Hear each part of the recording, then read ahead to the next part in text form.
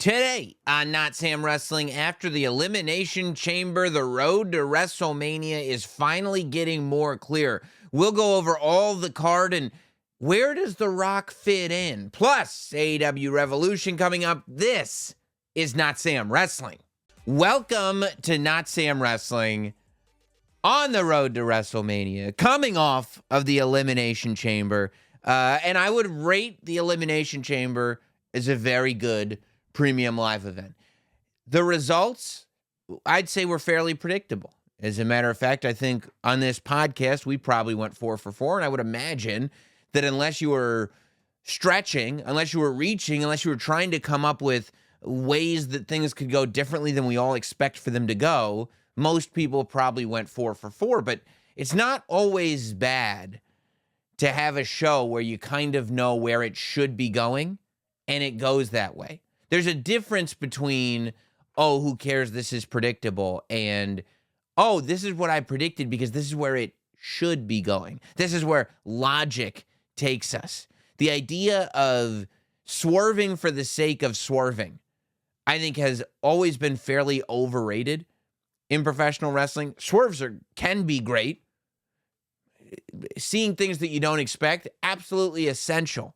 But when you forego logic and instead replace it with a swerve, long-term, you're doing nothing for the product. So I thought the fact that we had good matches and the fact that we had results that will now logically take us to a place that feels cohesive, what more could you possibly ask? Of course, it was a packed weekend for yours truly. I was up early in the morning, live for the kickoff show on Peacock and on YouTube before the Elimination Chamber.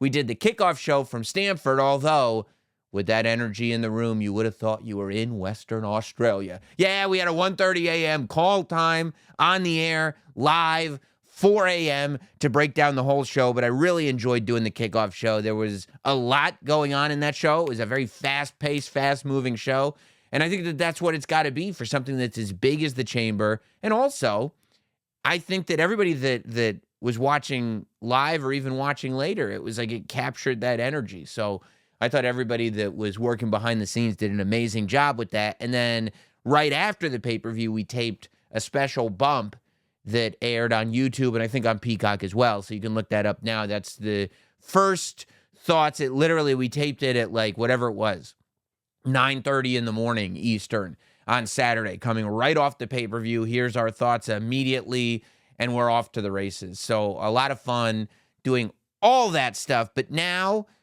we've had some time to think about it, and we're here to break it all down.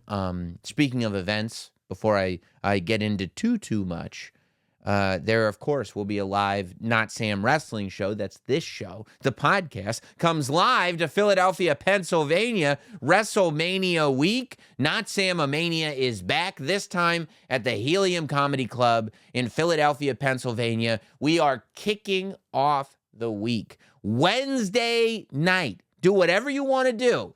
Thursday night, Friday night, WrestleMania on Saturday, WrestleMania on Sunday, Raw on Monday. But how are you going to get the party started Wednesday night, baby? Be in Philadelphia. Go to the Helium Comedy Club. You can go to notsam.com right now. Get your tickets in advance. And it's always fun, man. The Tampa show was amazing. My interviews from that show with Rhea Ripley live and Samantha Irvin live are both on the Notsam Wrestling YouTube channel, so you can check those out. But let's talk about the Elimination Chamber. Over 50,000 people. That's what the professional wrestling business is capable of right now. For an Elimination Chamber premium live event, 5 weeks before WrestleMania, WWE can go all the way to Perth, Australia, and put 50,000 people into over 50,000 people into a stadium without having The Rock, without having Roman Reigns, without having CM Punk, without having John Cena, only having your full-time active roster members. And honestly, some of the bigger names like Cody Rhodes and Seth Rollins not even wrestling on the show, and still, because everything is running on all cylinders right now, over 50,000 people. Some real cool visuals throughout the night. I love a show. If you're going to do an outdoor show, I think that it should be a necessity that you start before the sun goes down and that it's dark by the main event. I love that vibe. I love starting the show when it's daylight, mid-show, you've got the sun going down, and then by your main event, the night sky is over your head. I always think that that's just such a cool look. I go back to SummerSlam 92 for that. Maybe that's why. It was my first time I ever saw a WWE show live. And, it starts and the sun's up, but by the time you get to Brett and Bulldog, the sun is down. This ain't a party anymore. We're all business, and we're witnessing one of the best matches that we'll ever get to witness in person. And it's just a cool thing. The main event for Elimination Chamber, Rhea Ripley versus Nia Jax. And I really think that the way Perth reacted to Rhea Ripley already is one of the most popular superstars on the WWE roster. I saw a thing where people are still referring to Rhea Ripley as a heel. I do think that in 2024, the idea of which one, babyface or heel, 2 columns, is a little bit outdated. Some people definitely fit into one column or the other. Others do not, and with the way these transitions are made, when a heel becomes a babyface, especially these days in the WWE, it's weeks and weeks and weeks and weeks. Drew McIntyre, for example, clearly now straight up in the heel column. But it was weeks of, well, he's not really a heel, but he's doing heelish stuff.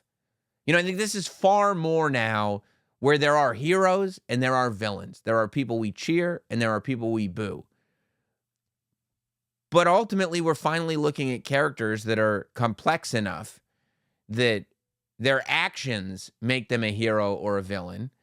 And before you can paint them with that brush, you actually have to give them an opportunity to tell those stories, which is a whole lot better than one week somebody's a babyface, and then they come out the next week, they attack a babyface, and then the week after that say, I turned to you, I didn't turn on you, you turned on me, it was all you fans. We've seen it.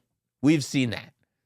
So I think that what we've really seen over the past couple of months at this point, I think, is a slow transition to acknowledging the popularity of Rhea Bloody Ripley and getting her to a place where it's okay that the entire arena is going to cheer when they see her without her having to actually dramatically change any real aspects of her personality or her character, because that's why ultimately people are cheering her, because she looks cool, because she acts cool, and because she beats people up.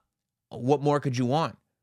In Perth, for example, there's no way that you would sit there and go, well, out of Nia Jax, straight heel and perfect, good to go. She returned to the WWE straight up in the heel category.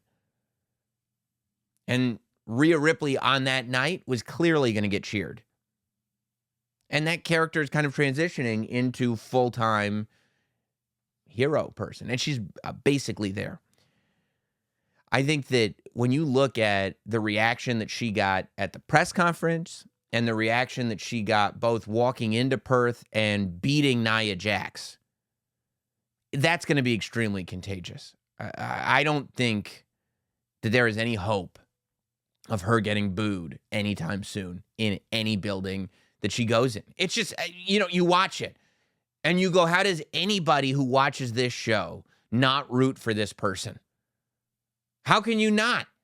And then, if you watch the promos that she cut, she's become this, master. She did it at the live show with us. Again, check out that video, because I love that interview.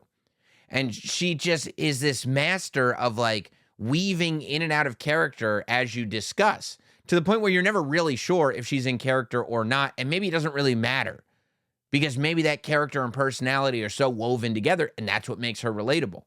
But, when we did the bump thing, after the pay-per-view, and there's an interview with her, and I don't know if they released that interview on the YouTube channel separately from that show or if it's just baked into the show, but either way, check it out, because it's right after the match, and she's literally in tears. She's emotional. She's talking about her homecoming. She's talking about her family. She's talking about her friends being there. She's talking about herself in a very real-life way. And the minute the Byron Saxton, who's smiling, goes, and, we've got to ask you, now you got Becky Lynch around the corner, right away, Rhea Bloody Ripley is back. And she doesn't just go, yeah, we're enjoying this tonight, but eventually it's going to be WrestleMania and it won't be the same thing. No. She gets right into it and is back into wrestling mode. And it's just back and forth and back and forth. It's so cool to watch. When she walked in that last match, there was no denying that that's exactly the spot on the card that match should have been in. And it's not the easiest thing in the world following 2 Elimination Chamber matches, which were both great, by the way, on the Elimination Chamber Premium Live event. Like, there's a few stories that could do that. Roman and Sammy could do it in Montreal. And Rhea and Nia Jax could do it. And having Nia get so much offense in that match, that's not something that you do to somebody that you want perceived as a villain. Whether it's in her hometown or not, having Nia Jax destroy Rhea Ripley most of the match, explode her through a table, drop her with a Samoan drop off the second rope. You don't do that if you're hoping going forward people are going to boo Rhea Ripley. You have Becky Lynch win the Elimination Chamber match, and it's official, and I think we all kind of knew this was where it had to go. What bigger match could you possibly get? It goes to Rhea Ripley versus Becky Lynch at WrestleMania. And I think what you've got here is a true, they talk about passing the torch, and that's always, that responsibility is always given to legends. That's always like when John Cena comes back, he's got to pass the torch to Austin Theory, or The Rock's got to pass the torch to John Cena. And to an extent, yes, but also to an extent, not as much. Because a real passing of the torch is if the tippy top guy in that moment goes, now you're the guy, and the fans are along for that ride. WrestleMania 6 was designed to be a real passing of the torch moment because Hulk Hogan was still the most popular superstar in the WWE that the WWE had ever had and was still actively the top guy. And in that moment, he was saying, now it's your turn, Warrior. Now you are the top guy. And while that didn't work, that moment is more the traditional passing of the torch. And I think at WrestleMania, while Becky Lynch is going to be fighting from underneath, you're going to tell this story of Rhea Ripley being this insanely dominant champion who's been doing nothing but skyrocketing since she won the title at WrestleMania 39 in a match that many people would still say was the best match over the course of both nights when she beat Charlotte, and has been nothing but going up ever since. And Becky Lynch is going to be fighting from underneath to see if she still has it, to see if she really is still the man, to find out if she's been passed by or not. So technically, Becky Lynch is coming in fighting from beneath.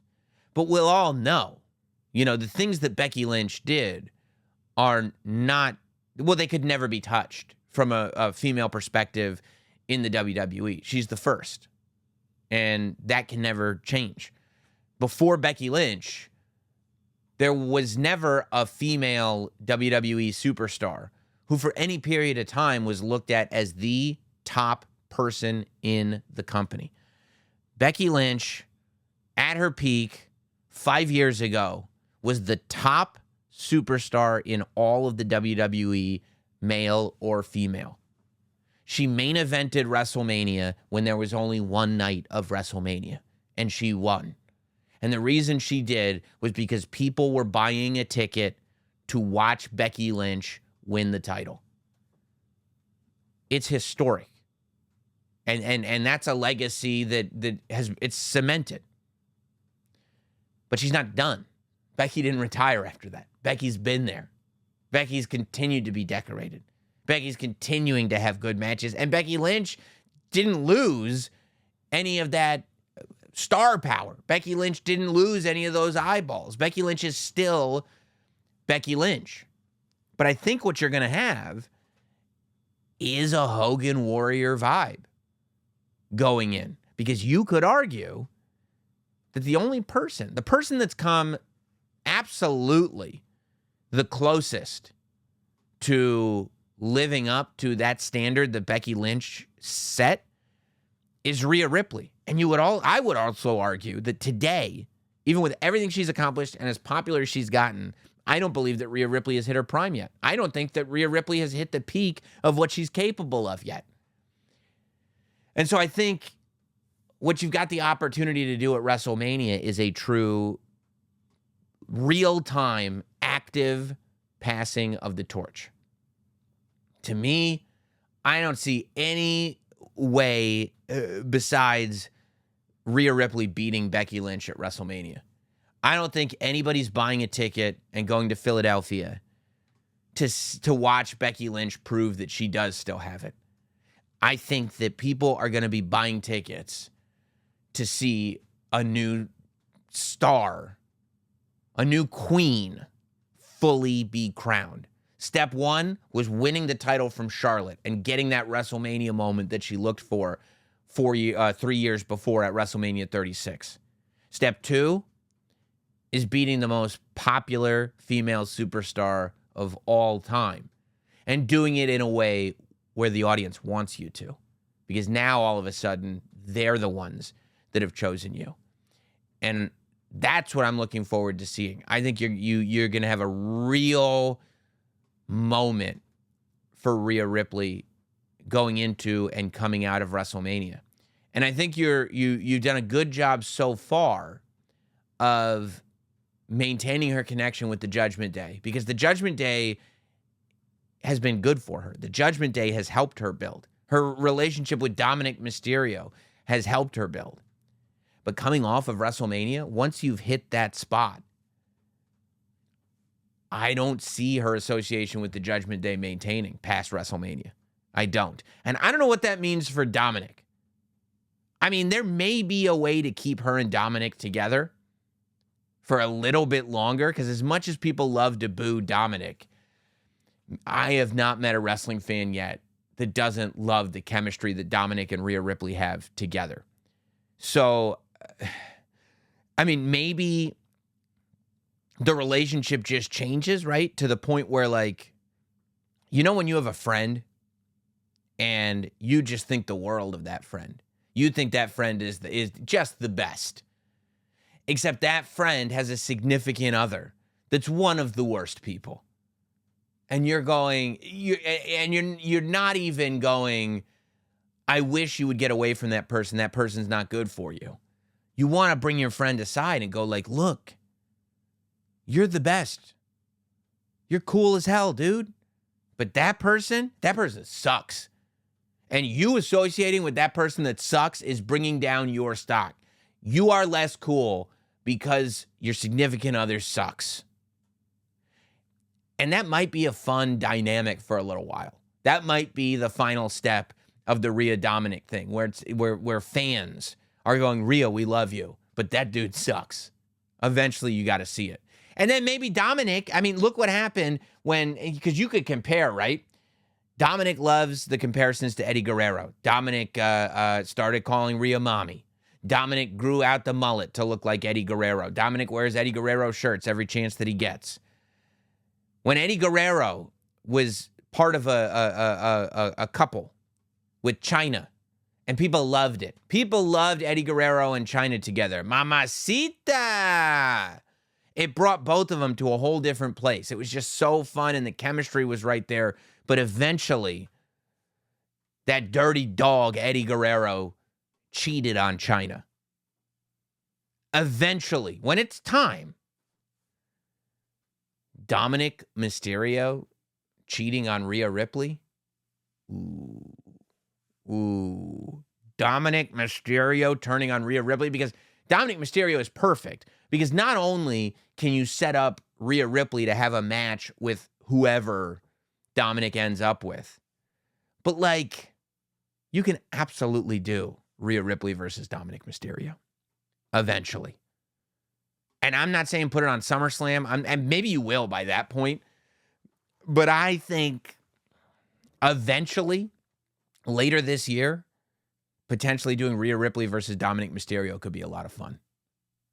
Maybe you turn Liv Morgan heel and have Liv Morgan go after Dominic because she's trying to take everything away from Rhea Ripley. But people love Liv Morgan too much. I don't know. There's a lot to discuss there. But before we completely move on from the women's Elimination Chamber match, of course, we said Becky Lynch won the thing, and it was awesome. But one of the things that made that match awesome was Tiffy time. Tiffany Stratton, an incredible showing by Tiffany Stratton, and it is mind-blowing when stuff like this happens, when you have somebody like Tiffany Stratton, who only a couple years ago came from a world where she couldn't tell you the difference between a wrist lock and a wristwatch, which is odd because you would need some kind of wrestling IQ to talk about a wrist lock, but everybody knows where a wristwatch is. I mean, it says it's a watch you wear on your, but whatever. That's neither here nor there.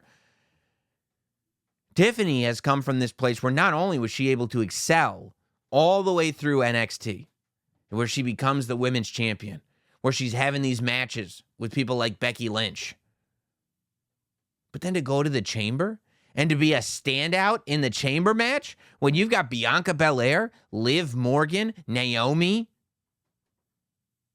Raquel, Becky, and you're a standout in that match? That takes a lot. That takes a lot. Now, the crowd was very much, and we go back to this conversation of good guys and bad guys, the crowd was very much behind Tiffany Stratton, and I don't think that that's going to be a long-term thing that the WWE deals with. I think that people are going to enjoy booing her too much because of the character work that she does, because she also, like, she's great in the ring, she does great character work, she's amazing. But I think that when she's not doing swantons off of Chambers, which probably won't come up all that often, she'll be back to doing her Tiffy time stuff. And it will be too fun to boo that woman. Now, I don't know if she's got anything to do at WrestleMania. I don't know if at WrestleMania there will be some kind of women's invitational match, maybe a multi-woman match, maybe a multi-woman tag team match. I don't know who would team with Tiffany, but I'm sure she could find somebody for WrestleMania. Or if maybe they'll do a battle royal, although the battle royals are now, but maybe they'll put them on the kickoff again. Who knows? Who's to say? But I do think that she's more of a long play. I think that Tiffany Stratton is not somebody that I'm looking at for what's she going to do at WrestleMania. Because even if she does something at WrestleMania, I think it would be best to just make it kind of another showcase. I think when I'm thinking about Tiffany Stratton, I'm thinking about the Money in the Bank. I'm thinking about July 6th in Toronto. I think we take that momentum that started now and play it out through the summer. And then she shows up and wins the Money in the Bank briefcase for two reasons. Well, for multiple reasons, I'll say. She's perfect. She's a perfect villain to be holding the briefcase. She's going to do amazing things in that ladder match. If she's doing swantons off Chambers, imagine what she can do off ladders. And number three, how great is it going to be when we take that white briefcase, we make it Barbie pink, and we rhinestone the you-know-what out of it? It's going to be perfect. She's built for a first-year Money in the Bank briefcase holding. That's what she's built for. And people say, that they think that the women tend to cash in, that the WWE has the women cash in the Money in the Bank briefcases way too quick. Well, a nice little runski with Tiffy time holding that Money in the Bank briefcase, I think you might be onto something. We go to the men's chamber match. Of course, we had the big Drew McIntyre win, which makes sense. Back to saying cohesive storytelling, but it makes sense. I thought the storytelling was off the charts for the whole men's chamber match. For me, honestly, on the show, I think my favorite match on the show might have been the tag match. I think Judgment Day versus New Catch Republic, and maybe it was because expectations were low and they blew them out of the water, and maybe it was just because it was just hella good tag team wrestling. But that might have been my favorite match, just as a match. But in terms of storytelling, it was so great to see how much people had to do in that men's Elimination Chamber match. The fact that there were moments where you believed Randy Orton might actually win the thing. As much as we go, okay, it makes perfect sense that Drew McIntyre would win. There were moments where you thought Randy Orton might win, and it's like, well, if he's not going to win, how is he not? Having Logan Paul and Kevin Owens stepping into the chamber match with issues. You kind of, in your wrestling mind, you go, well, obviously you're doing Logan versus KO one more time at WrestleMania, and maybe that'll be when KO pins Logan and gets the United States Championship. I had kind of given up on the idea of LA Knight versus Logan Paul and went, yeah, no, but, we haven't put a bow on the KO Logan Paul thing, so it would make sense to do it now.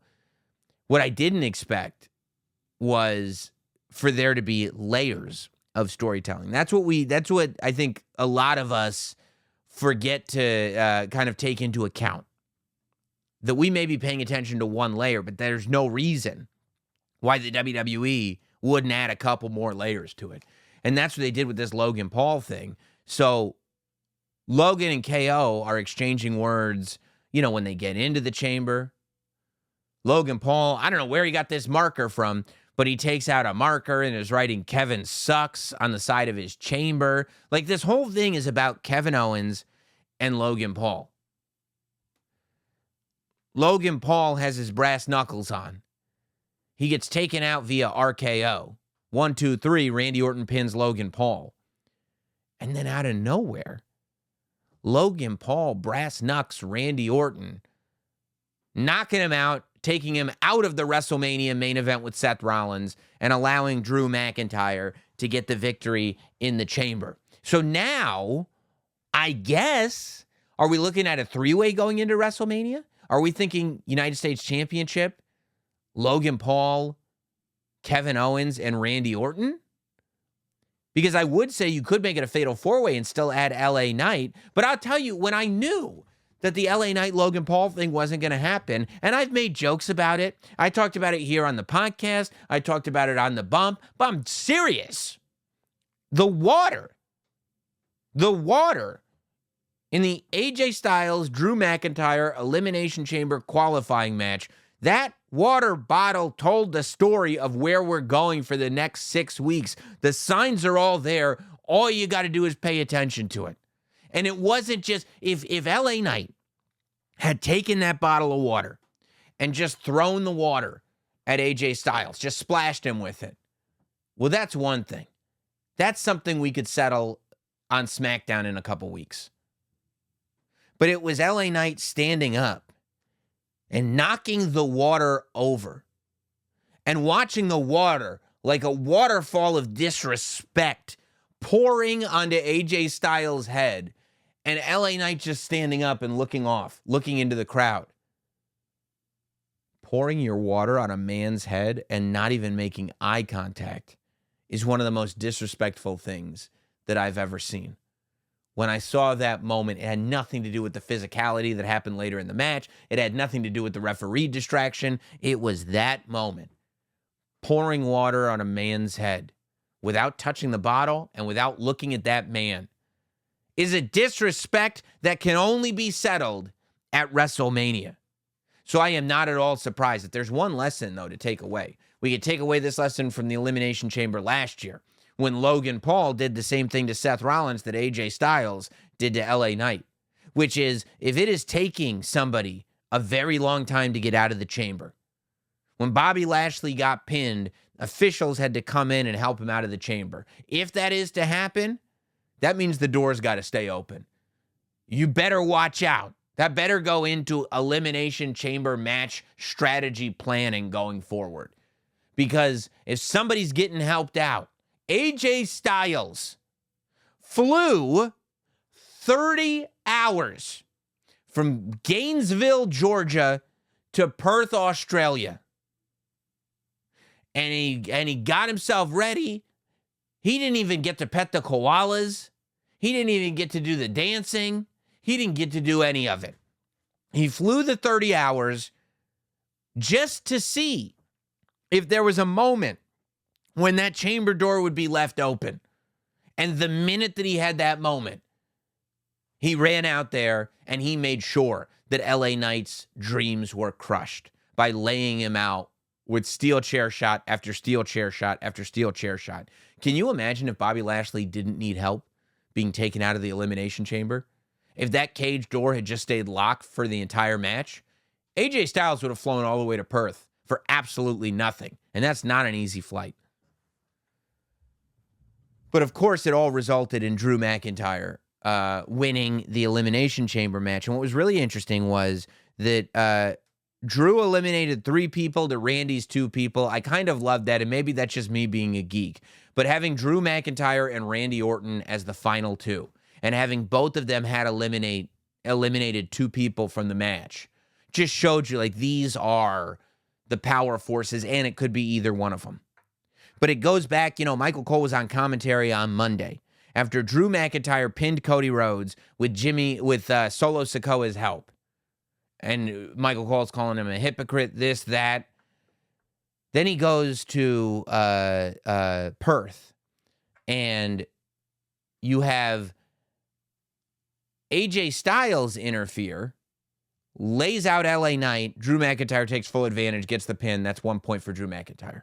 End of the match, Logan Paul, who's out of the match, interferes with brass knuckles, knocks out Randy Orton. Drew McIntyre takes advantage again, 1, 2, 3. Drew McIntyre wins the match. To me, Drew McIntyre is being portrayed as maybe the most intelligent WWE superstar on the entire roster. You've got Cody Rhodes, who at WrestleMania 39 is about to finish his story, and Solo Sikoa comes out in a black hoodie, spikes Cody Rhodes, and allows Roman Reigns to get the victory. 48 weeks later, almost a full year later, Cody Rhodes is in a match with Drew McIntyre. Solo Sikoa comes out in a black hoodie, interferes in the match, allows Drew McIntyre to pin Cody Rhodes. You might say that means Cody Rhodes has integrity. I would say that means Cody Rhodes learns absolutely nothing from his mistakes. He learns nothing in defeat. Drew McIntyre, on the other hand, lost to Roman Reigns because Solo Sikoa, making his debut on the main roster, interfered in Cardiff. And he goes from that to seeing that the bloodline maintains their power, to seeing Jey Uso is now a beloved member of the Raw roster, and goes, okay, so this is happening. The reality is that this is happening, but nobody cares. Am I in the WWE to be morally righteous, or am I in the WWE to win championships and cash checks? Drew McIntyre goes, okay, system's not changing. So let me work within the system and not get fooled again. Fool me twice, can't fool me again. And that's where Drew McIntyre is coming from. He is absolutely logical in his pursuit, maybe more than anybody else on the entire roster. And now he goes to WrestleMania, where it's going to be Drew McIntyre versus Seth Rollins. And I would argue the most compelling either Drew McIntyre or Seth Rollins have been in many, many months going into WrestleMania, which is a really good thing. But Seth Rollins is not thinking about Drew McIntyre at all, because we see Seth Rollins on the Grayson Waller effect with Cody Rhodes. And there were a couple of things that stuck out about this Grayson Waller effect for me.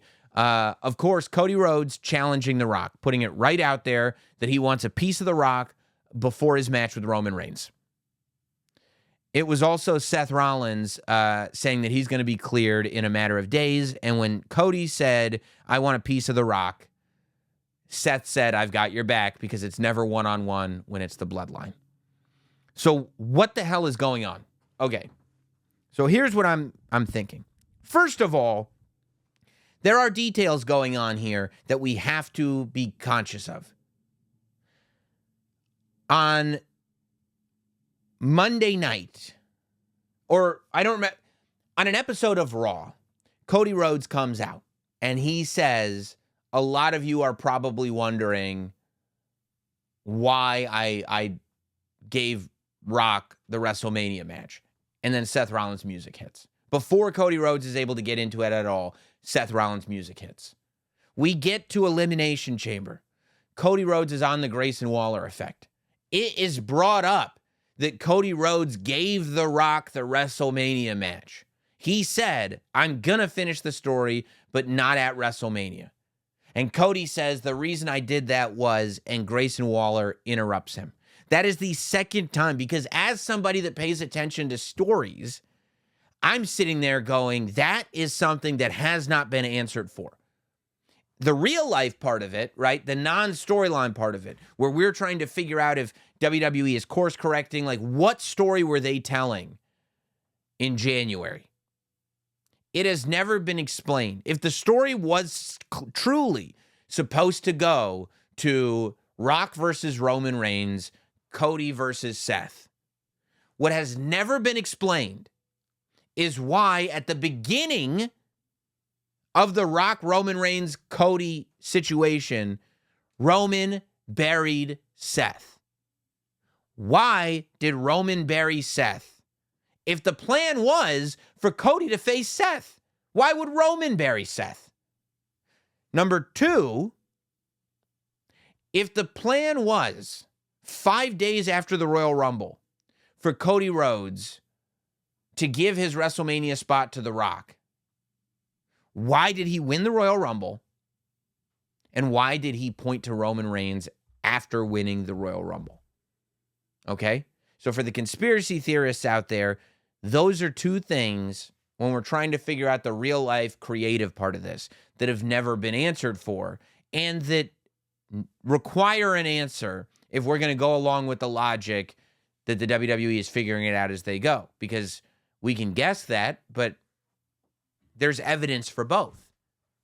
This is why we talk about storylines here. And from a storyline perspective, Cody's never explained why he said, I'm going to finish the story, just not at WrestleMania. And that's something we're still waiting for. But the fact that he's now been interrupted twice before explaining it, I believe, is the WWE acknowledging that that is a hole that is still there and a hole that we need to fill. And presumably, I hope, will get filled. So Cody challenges The Rock and says, I want to wrestle The Rock. He says before WrestleMania. Now, I've talked about it on the podcast. I am a fan of I think we're getting the tag match. I think that's the match that we're going to get. I believe, based on the shows that I'm watching, that we are going to get Seth and Cody versus Roman and Rock. I think we're going to get that match. I would love to see it on regular television.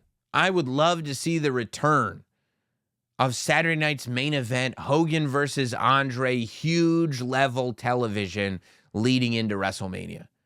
Me personally, I believe I would prefer to see that to seeing guys wrestle twice over the course of 2 nights at WrestleMania. But I do think at this point, it may be more realistic that you see that tag match night 1 of WrestleMania. So before we go there completely, we should also talk about the fact that at some point in that thing, in the Grayson Waller effect, which the bloodline had to have some kind of influence over, because Grayson Waller had had meetings with Paul Heyman and Roman Reigns before the Grayson Waller effect. And there's no way that the intent of them was to have Cody challenge The Rock and also keep the Roman Reigns match at WrestleMania. So Grayson Waller may have some answering to do, but Austin Theory decided to go into business for himself on the Grayson Waller effect, start going off at the mouth on Cody and Seth doing Rock impressions, which I would imagine that Grayson Waller probably did not like Austin Theory doing impressions of The Rock because Grayson Waller is in the pocket of the bloodline, apparently. I think one of the best parts of the whole segment was Grayson Waller going, "Smell!" and getting thrown into the Grayson Waller effect sign. Austin Theory, like, maintaining. Oh! I thought it was great. But Grayson Waller specifically not only not coming to the aid of Austin Theory, but allowing it to happen. I think that there is a possibility that you're going to get Grayson Waller versus Austin Theory at WrestleMania. I just wonder, of the two of them, if you're going to put one of them in a babyface role, I would almost say try to get Austin Theory in that babyface role just because Grayson Waller is so good, but Austin Theory is pretty good at babyface role too. So, I don't know. It's hard. You know, as the weeks go on, maybe we'll play with that a little bit more. But what I'm thinking is, going into WrestleMania, right? If we are either right before WrestleMania or at WrestleMania night one, I think that Cody's challenge to The Rock is going to be answered via a tag match. And that's where Seth Rollins gets to be Cody Rhodes' Shield. As I was thinking about it, coming off of Elimination Chamber and all weekend, the scenario that I like best right now for WrestleMania, where I would go, is I don't have The Rock turning on Roman Reigns at WrestleMania. I have The Rock and Roman Reigns being a much longer play. I talked about it all last week about Roman almost ending up in that Jey Uso position where The Rock is really the powerhouse and that Roman starts to doubt himself. So where does that take the main event of this match? Well, what I would love to see, I think, is Cody Rhodes and Seth Rollins beat The Rock and Roman Reigns when Cody Rhodes pins Roman Reigns. So night one of WrestleMania, Cody Rhodes pins Roman Reigns. Night two of WrestleMania, in the opening match, Seth Rollins beats Drew McIntyre. In the main event, or he could lose to Drew McIntyre. I'm not married to him beating Drew. I would think he's going to beat Drew McIntyre just for where it's going. But in the main event, Roman Reigns and Cody Rhodes, at the hottest point of the match when Cody Rhodes has everything in hand, Solo Sikoa has come out. Cody Rhodes has blocked the Solo Sikoa interference, and the crowd goes wild. Cody Rhodes has blocked interference, maybe even from The Rock, and the crowd goes wild. And just as Cody Rhodes is able to finish the job, a figure in a black hoodie comes out and either spikes or just single strikes Cody Rhodes. Not a beatdown, just another figure in that bloodline black hoodie strikes Cody Rhodes. And as Cody gets struck and turns around, the hood comes off, and Seth Rollins is under the hood, not laughing, not cackling, not smiling, just staring daggers into Cody Rhodes. Cody cannot believe it, turns around, eats a spike. 1, 2, 3. Roman Reigns wins, retaining the WWE Universal Undisputed Championship. Seth Rollins does not join the bloodline. And the bloodline story continues on with Roman as champion, but at some point it, coming to fruition that Roman only wins because of interference. And that's going to be the thumb that The Rock puts over Roman Reigns in time. In the short term, you've got Seth Rollins, who says all he wanted was to have the match that he needed. He said he needed the match with Cody Rhodes, and Cody Rhodes decided not to give it to him. So Seth Rollins had to take matters into his own hands. I needed that match, Cody Rhodes, and I still need that match. And if there's one thing that I know about you, It's that you don't learn from the past. You didn't learn from Solo Sikoa interfering and having you lose at WrestleMania 39. And you didn't learn from my past either. I said I would be your Shield. Cody, what did I do to the Shield? I built them, and when it was time, I destroyed them. And that's what I'm here to do to you, Cody Rhodes. And we move on post-WrestleMania with Seth Rollins and Cody Rhodes, Roman Reigns, and The Rock. And I think after WrestleMania is when you might do, maybe that Raw after WrestleMania is when Sami Zayn gets his shot at Seth Rollins. And maybe Drew McIntyre beats up Sami Zayn right before the match. And maybe Cody Rhodes interferes in the match and then gets escorted out. And Sami Zayn is ready to take advantage, but he's beaten up from the attack before the match. And that's when Damian Priest comes out and cashes in, pinning Sami Zayn the night after WrestleMania to take Seth Rollins' title. So now, even though he's never been pinned for it, Seth Rollins has even more beef with Cody Rhodes because Cody Rhodes is the reason that he's not the champion because of his interference. Damian Priest is the world champion. And Sami Zayn can go on a quest to face Damian Priest for the title. I'm going to keep working with it. I don't know if that's where it goes, but as it stands, WrestleMania is confirmed Cody Rhodes versus Roman Reigns, which I told you how I want to go. Seth Rollins versus Drew McIntyre, which I told you how I want to go, but if Drew McIntyre walks out with the title, you won't see a sad Sam Roberts. I love the idea of Drew McIntyre being champion.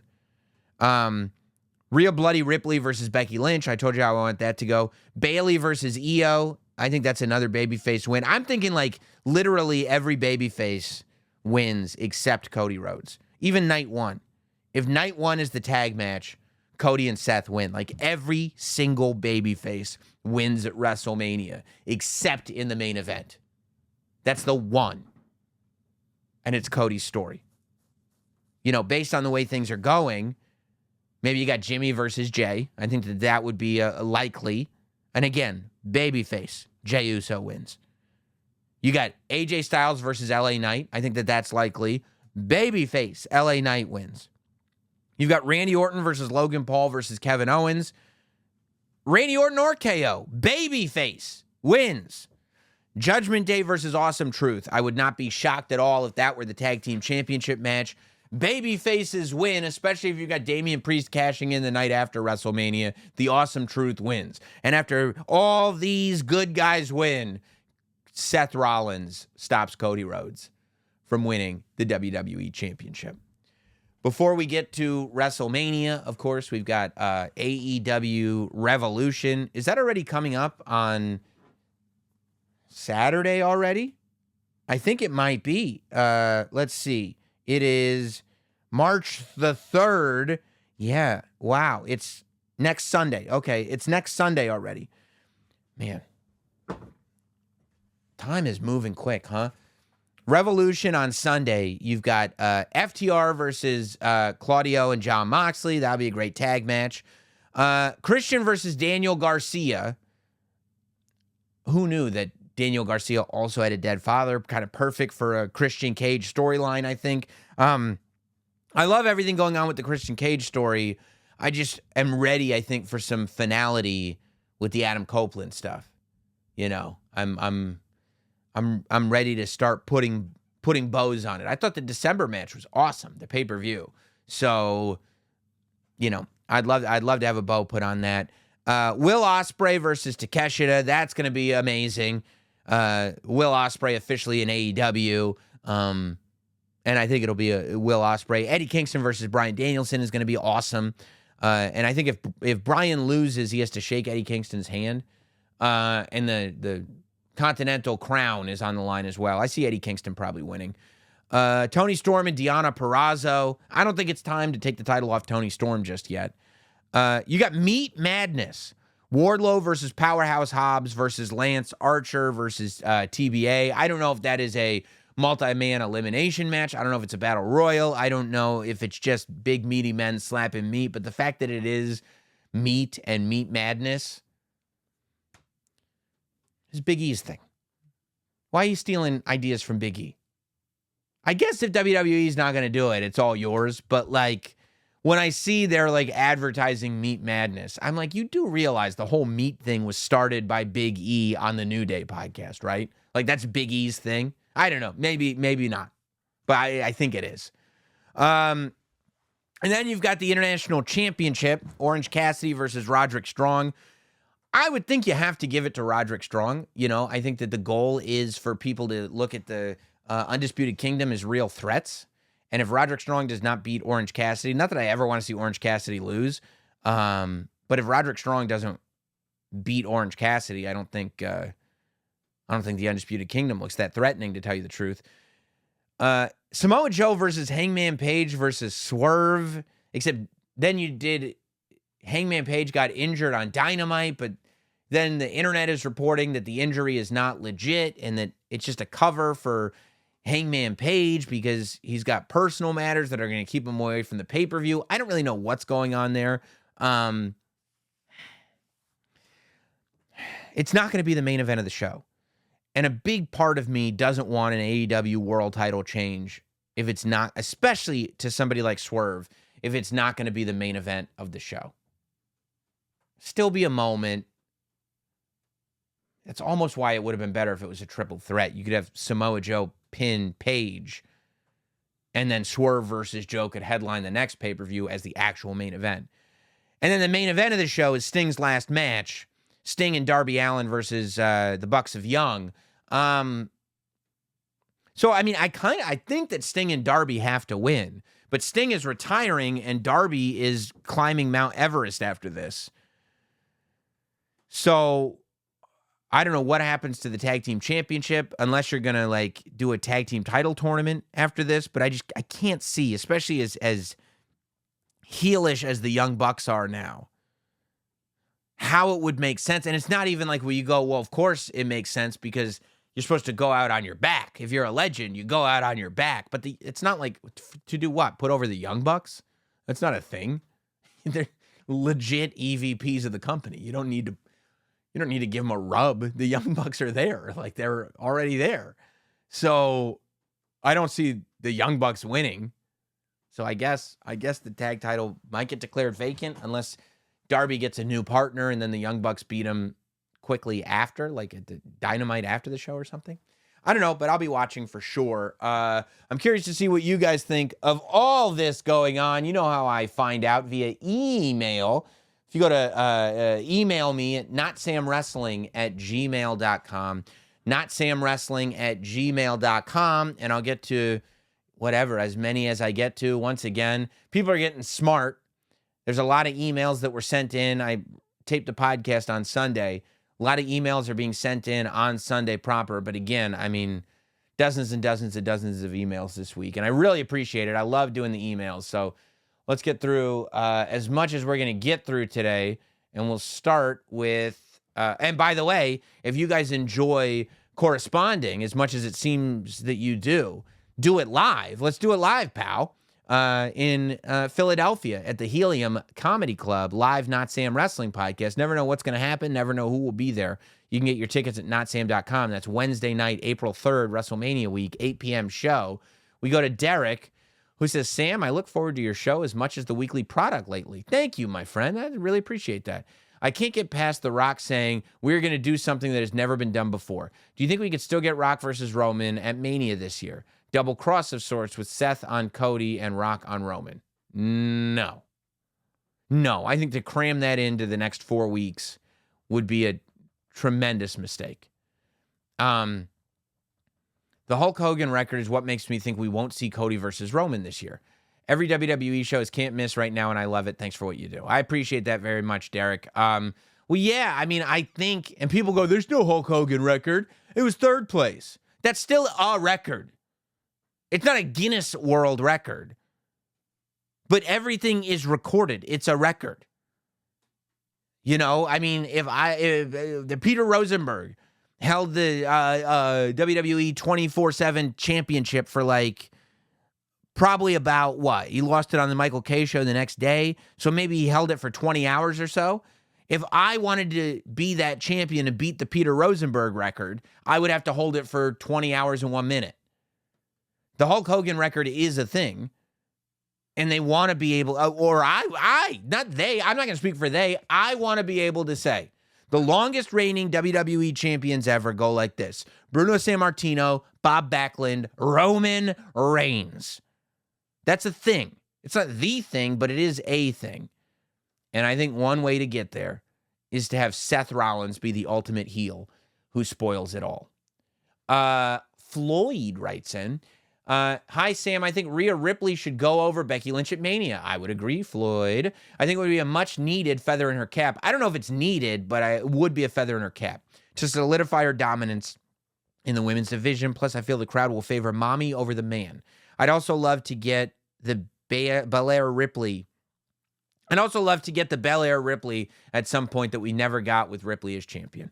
Yeah, I think there's still time to do stuff, right? The idea of Bianca Belair and Rhea Ripley, the idea of Liv Morgan getting a return match. There's still other opponents to be had.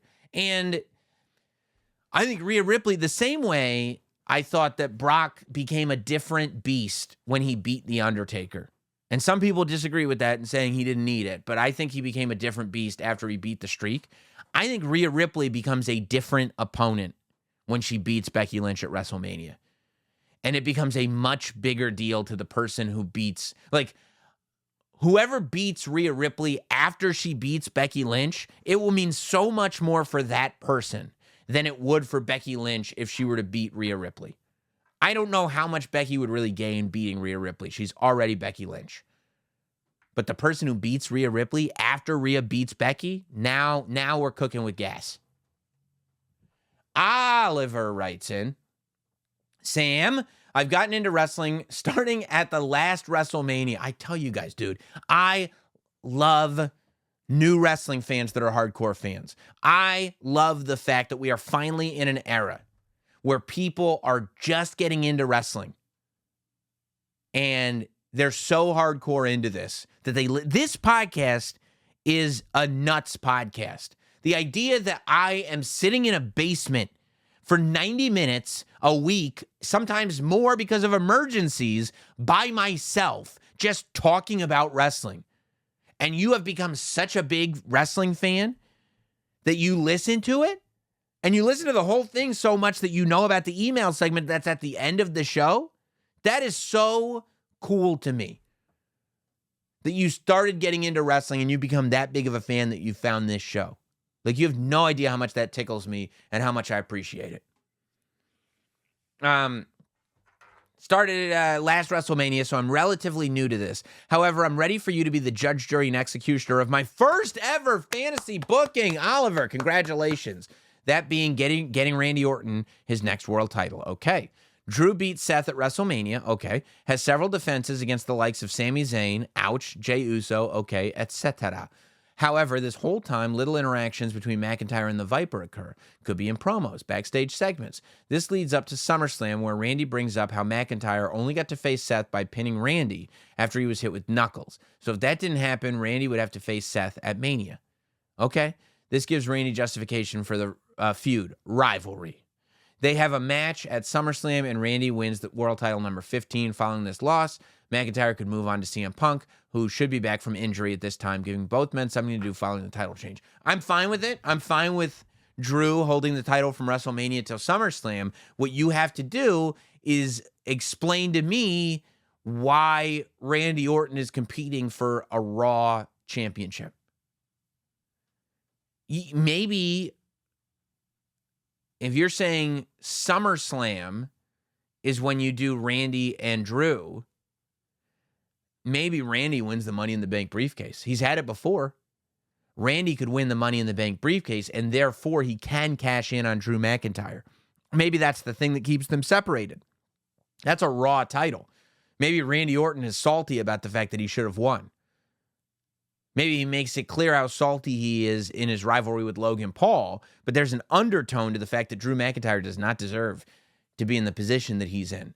So how is Randy Orton going to find his way to Drew McIntyre? He's got to win the Money in the Bank briefcase. And then maybe it becomes one of those things where Randy calls his shot. Usually I'm against it, but when it's something as big as Randy versus Drew, Randy goes, I'm cashing in at SummerSlam, and I'm cashing in against Drew McIntyre. And maybe that's how you get there. See, that's a little teamwork there, Oliver. Not bad, my friend. Look, the fact that your fantasy booking got me thinking and not just me yelling at you is a good sign. Brett writes in, Brett from Cincinnati, you kicked ass on the pre-show. I love seeing how far you and Rosenberg have come. Thank you very much, Brett. I appreciate that, and I'm sure Peter does as well.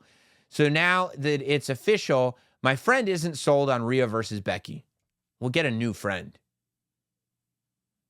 He thinks it's a snooze fest because Becky's been on top for too long.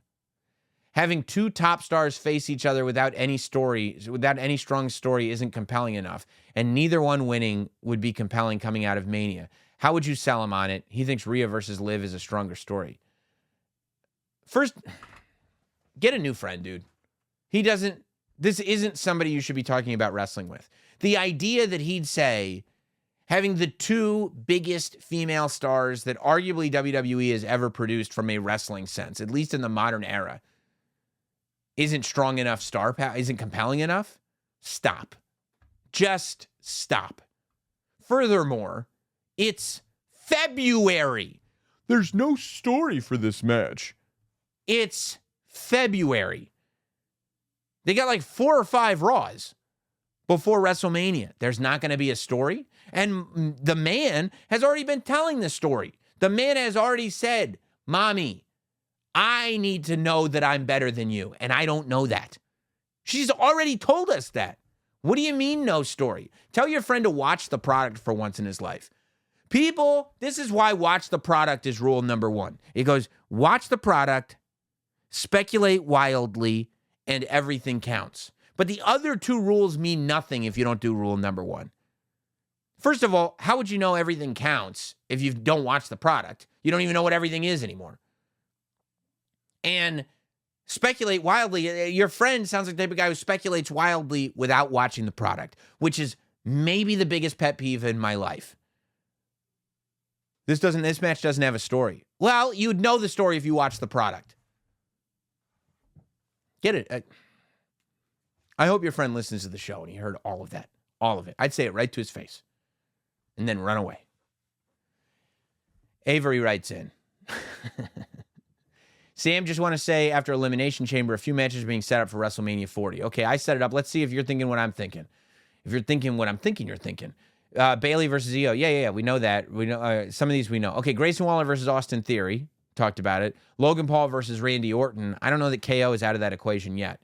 LA Knight versus AJ Styles, right? And I know you hate these setups, but I don't see any other way. I don't see another way of doing it. Rock versus Cody, night 1. I think we're getting the tag, dude. I think we're going to end up getting the tag night 1. I don't think it's going to be Rock Cody one-on-one. I don't think that they would do that. I mean, then you're almost competing. Like, doing the tag is 2 big matches, but doing night 1, Rock versus Cody, and night 2, Roman versus Cody, you're almost competing with yourself when you set it up that way. And if you do that, then you have no justification whatsoever for Seth Rollins being involved in all these segments. You're just being like, oh yeah, I guess he was there too. David writes in, Sam, I'm hoping Waller was hurt or something because an A-Town Down Under breakup would crush me. You're right. You're right. Grayson watching his boy Theory get attacked after a magnificent promo broke my heart. After a magnificent promo. If they split now, I'm scared both, especially Theory, will get lost in the shuffle. I don't think Grayson will get lost in the shuffle. I think Grayson will be okay. I believe there should definitely be tag team gold in their future, which would make an eventual breakup mean more than if it ends this early. I genuinely find the 2 of them so entertaining, and in this current landscape, I don't think there's a better place for them than with each other. I'm clearly hoping they stay together. I know. But I've got a couple of questions and your thoughts on the team/segment. Number 1, do you think this is leading to a breakup? I think that when I watched it, I think that Grayson not helping had more to do with the bloodline and whatever they said to him than it did Austin Theory. But I think Austin Theory will probably have a problem with it. I think he's going to need to explain this to Theory on Friday on SmackDown. Who would be the babyface coming out of the breakup? See, the only way I would do it is have Theory get mad at Waller and then have Waller have the bloodline beat up Austin Theory because Waller like cashed in his favor and keep Waller the heel. I think I would keep Waller the heel instead of Austin Theory. But I also, beyond the Waller rivalry, I don't know what a babyface Austin Theory would even look like. But they made The Miz a babyface, so stranger things have happened. Why are there so many Theory doubters? Did the fail cash in really hurt his stock that much? I don't think that Theory doubters are fair. I think that Theory has all the tools. I just think he hasn't found his way into a compelling story in a while. You know, I think Austin Theory as the guy who found the golden egg. When Austin Theory was taking selfies, it was probably the best Austin Theory. You know, that version of Austin Theory, I think, went far. I think he hasn't been able to find that since it was there, and that's going to be 2 years ago, come WrestleMania. So, yeah. I mean, look, it's tough, too, because he started high. And I don't know if he was ready to be up at that level just yet. But I see a lot of potential in him. I'm a big fan of Austin Theory. And Jacob writes in, just want to see your thoughts on this. Well, then you did the right thing by emailing. As it's been done so far, Lynch versus Ripley is an underwhelming WrestleMania story. Dude, there's no way. Stop sending that in to my email. Even the graphic. Becky Lynch versus Rhea Ripley is a mega match. Like, it is massive. It is a perfect women's WrestleMania match. It's the biggest stars in years competing against each other for one person to be crowned. I don't know what you guys are talking about. Becky, at the moment, her character is becoming stale and her issues with Rhea are not deep enough to sink your teeth into. The fact that Rhea is becoming stale is the story. That's the whole story. One of the reasons that that Becky is becoming stale is because Rhea is white hot. So Becky needs to prove that she's not stale by competing against Rhea, only to find, like, Becky's going to have to figure out who she is after WrestleMania. Because Rhea wins, and she is truly the queen of the division. I mean, what do you mean not sink your teeth into? This match is level below the other world title stories on both the men's and women's side. It's not. It's really not. Beyond, by the way, every title match has a story, and that's a good thing. You know, I Bianca, Liv, or Jade would have been more interesting to me as challenge. What? Jade Cargill has more of a story with Rhea Ripley? Jade Cargill's been in one match. What are you talking about? More of a story with Rhea Ripley, Jade Cargill. Then what do you want to do? Have Jade Cargill have her second match be at WrestleMania and she loses to Rhea Ripley? Welcome to WWE, Jade. I'm glad we made all this hype for you. That's nuts. But I figure they plan to save those matchups for down the line. Yeah, I mean, it's not like they're not going to do Bianca, Liv, and eventually Jade Cargill. For now, it feels like we're going through the motions again. This is nuts, dude. Just like Rhea versus Charlotte last year. Rhea versus Charlotte was one of the best matches on the show last year. Did you watch it? You got to watch the product. Sure, the match will be good. Sure, it will be good. Okay. And the win will be good on Rhea's resume, but I'm just not interested in the story leading us there. Let them tell it, dude. Let them cook. Nobody wants to let people cook anymore. Let them cook. Let them cook. Best case scenario, Rhea wins and it inspires a change for Lynch. Yeah. As of now, underwhelmed. It's February. Maybe there's a deeper story here that I'm not tracking and everyone else is. Don't worry about everyone else. Worry about me. Just me. But for now, who even wants to see Becky win that match? That's Becky's job. First of all, you can't start telling the story before the Elimination Chamber. They did even a little bit at the press conference. But if you start telling that story before the chamber starts, nobody's going to care about the chamber match. Becky's got to win the chamber. The story has to be about Becky going into the chamber. Now, the story between Rhea Ripley and Becky Lynch begins. Rhea Ripley was telling a story with Nia Jax. Becky Lynch was telling a story about the chamber. You can't start telling the story when you've got both parties involved in something else that is going to lead us to that story.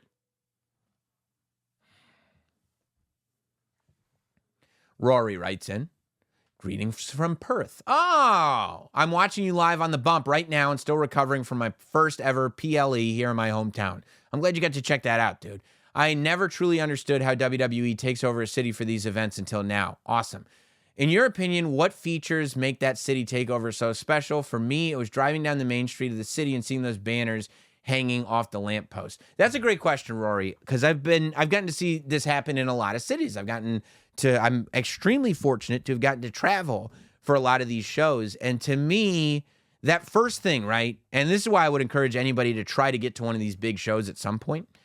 The first thing, when you get into the airport and you see like Royal Rumble posters up or WrestleMania posters up or SummerSlam posters up, like at SummerSlam in Detroit, they had like the side of a building painted with Roman Reigns and Jey Uso's faces on it. It was awesome.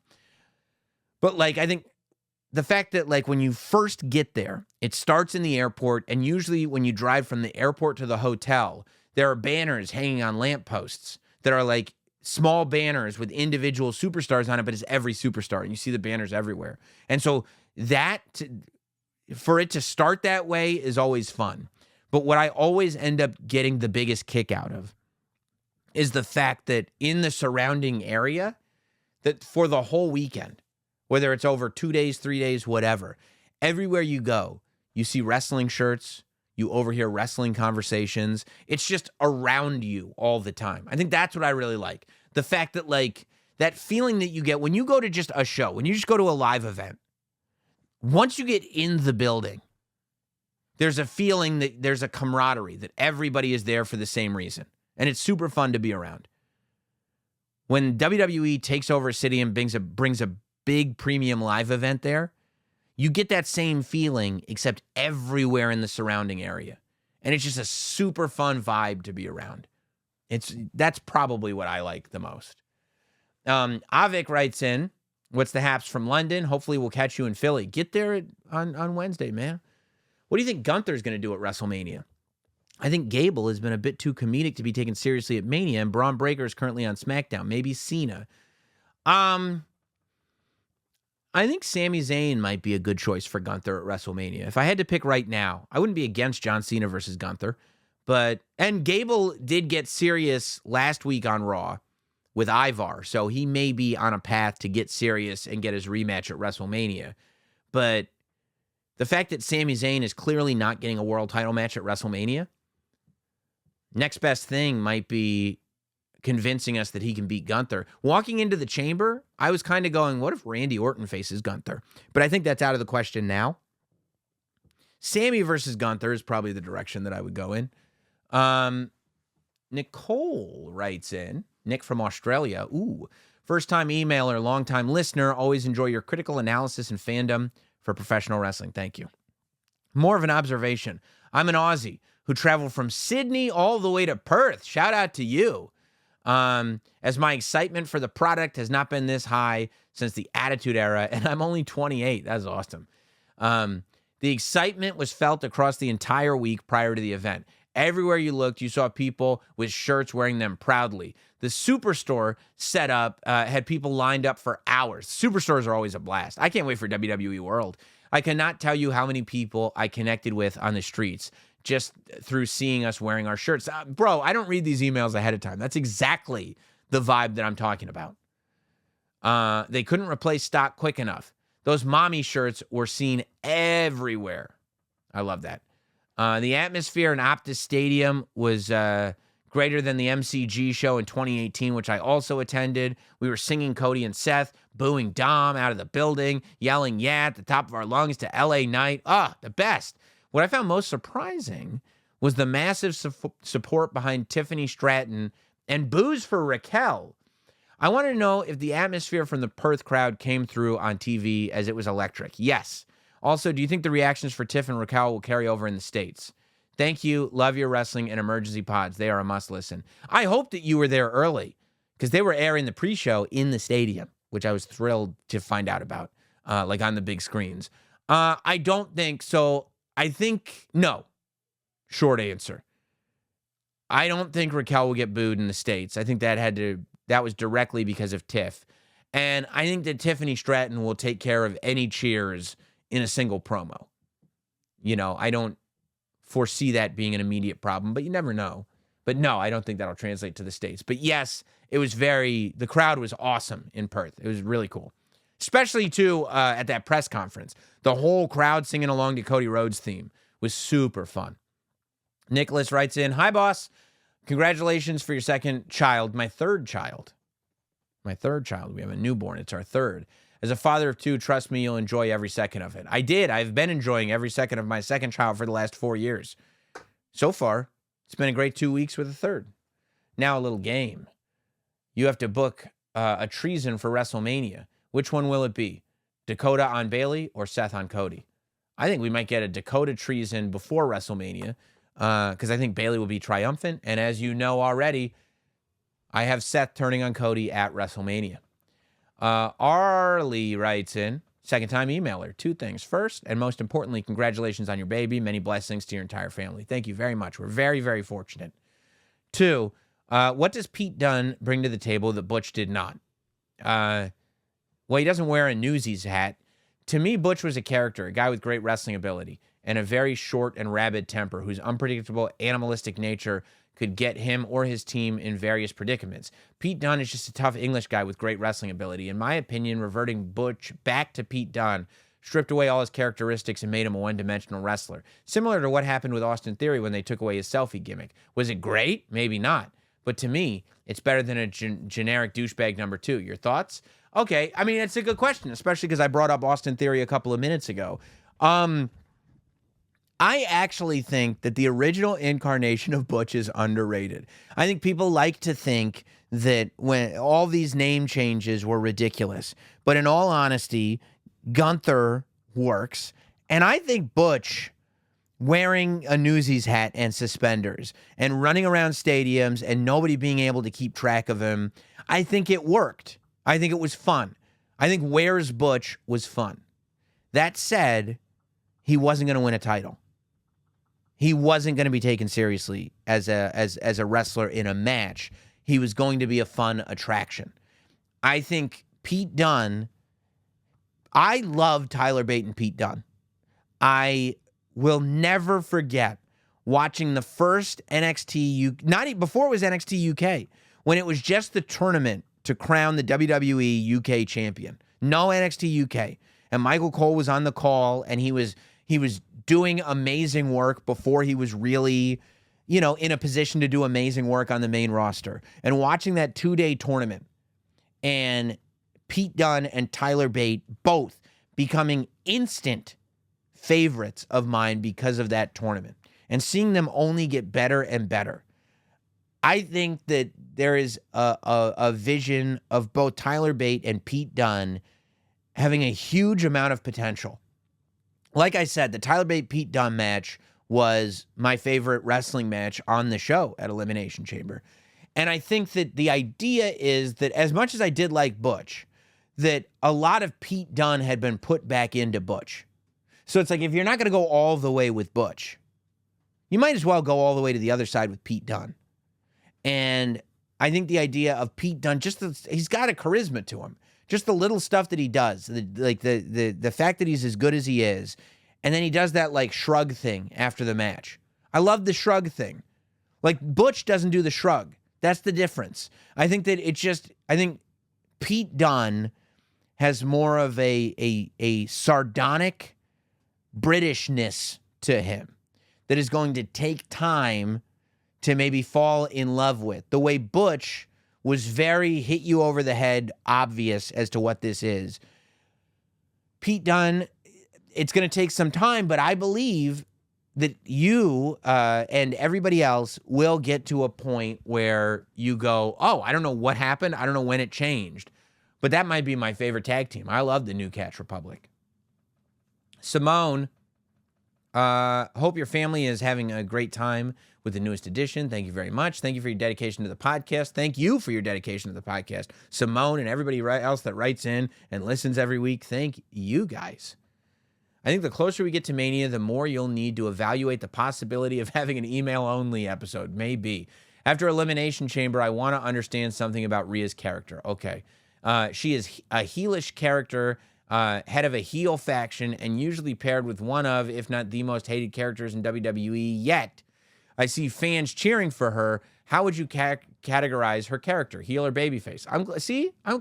I feel like I'm in touch with you guys. I don't read these emails before the show. Do you think Becky Lynch will be enough of a loved character for Mommy to be booed at Mania if she's a heel? Do you see Mommy somehow leaving the Judgment Day during the year to become a full babyface character? I believe WrestleMania will be a christening of Rhea Ripley as the tippity top babyface. I think she has been on a very slow babyface wave.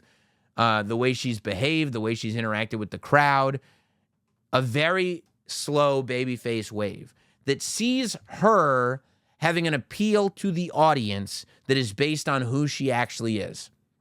I believe that at WrestleMania, I do not think Becky Lynch will get booed, but I believe that Rhea Ripley will get cheered more than Becky Lynch will, and I believe that Rhea Ripley will win, and I believe that everybody will cheer her when she does win.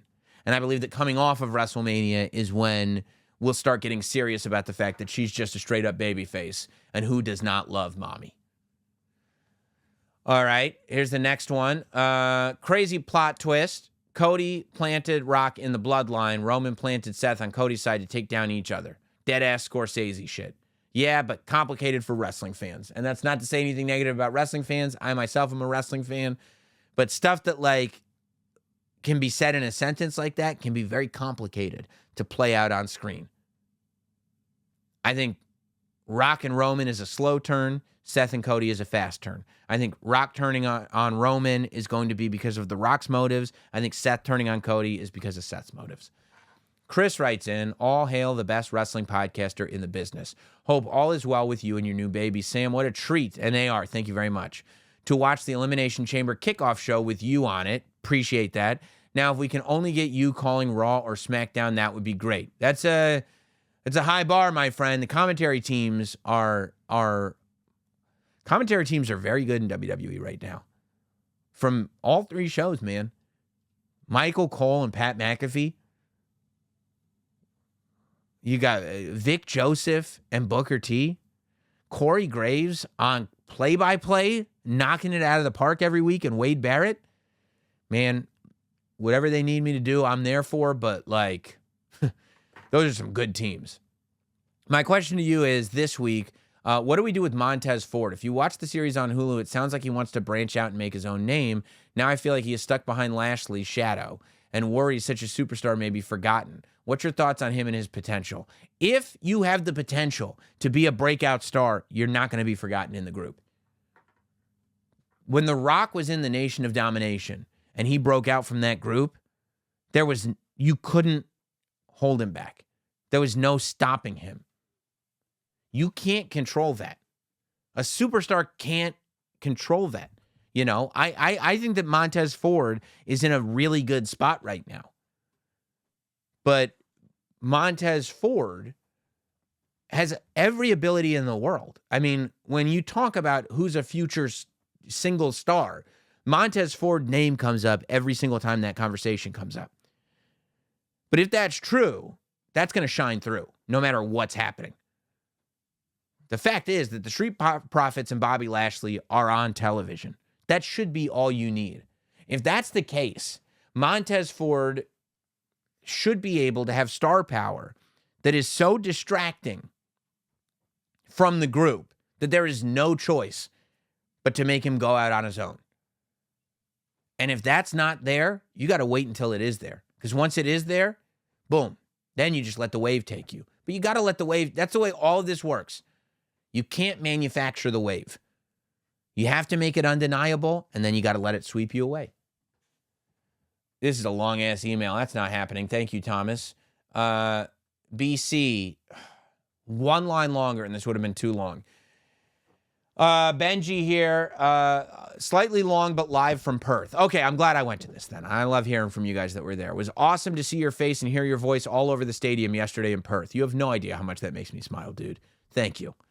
I just finished watching the PLE back on binge Peacock after being there last night near the entrance ramp and thought I'd bring you some scoops from Perth. I love scoops, baby. Sammy Scoops is back.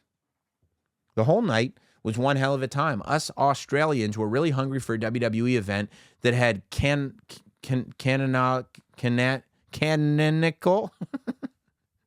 implications rather than the inflated house shows, and it certainly delivered. Yes, I know, canon, storyline. There was a rumor throughout Perth that The Rock had landed by private jet in the morning. So there was a large expectation that he and Roman would be there. When Austin Theory was doing The Rock's catchphrases, the crowd was damn near convinced that we were going to get The Rock. When it didn't happen, there was a deflation in the room, which personally, I don't think we recovered from. Sometimes you got to believe him. Triple H went out in the media and said, Rock's not coming, so don't get your hopes up for that. I went on the pre-show because I don't know anything anybody else does, but I went on the pre-show. It was like, Rock ain't going to be there. You know what I mean? Because I thought it was important, but I get that. The men's chamber match was awesome. Cody's 30-minute entrance was great. As much as I hate Seth's song, it was a lot of fun to sing. It is. Rhea may be the greatest women's wrestler of all time. Oh, there you go. There you go. I didn't understand the story, though. She made Nia look like she could have a good match. That's not fair to Nia. That's not nice. I hope that we sounded big and loud. You sounded awesome, dude. The open room stadiums make it hard to get chants started, but we were yelling all night. It was an awesome crowd. Quick prediction, WrestleMania triple threat. Logan Paul versus Randy Orton versus KO for the United States title. I think that's a good prediction. Benji, I'm glad you got to see the show. You're the man. Last email of the day is coming from Mike from Rhode Island. I don't have a question for you, rather an appreciation email for you. Thank you for all that you do for us fans. Your podcast is something I look forward to every Monday morning on my commute to work. You really do everything you can to give us great content every week, even all the emergency pods the last few weeks, especially after the birth of your child. That is dedication right there. You really are the tribal chief of wrestling podcasters. So I figured I'd give you your flowers because you deserve them. Hope you and your family are well and healthy, and the baby is adjusting well to your home. Thank you, Mike. I really appreciate that email. Everybody's doing great. Appreciate all you guys. And by the way, don't forget, you got to make sure you're subscribed to this podcast, whether it's on audio or video, Apple, Spotify, YouTube, do it all if you want to make sure you get every podcast. Drop in emergency podcasts whenever they're appropriate. But also, that's only the beginning, okay? Raw Talk on Peacock. The Bump on Wednesdays. Literally, it was Saturday morning, 4 o'clock in the morning, kickoff show. Sunday morning it aired. We taped it on Saturday night, but Sunday morning, WWE's YouTube channel for The Bump, Elimination Chamber post show. We got this podcast. We got Raw Talk on Monday night on Peacock. That's all this week. We got The Bump on Wednesday this week. And who knows when an emergency podcast is going to drop. I'm not messing around. There's too much for us to talk about here, and I'm going to be here for it. I hope you are too. Thank you, guys. I'll talk to you real soon.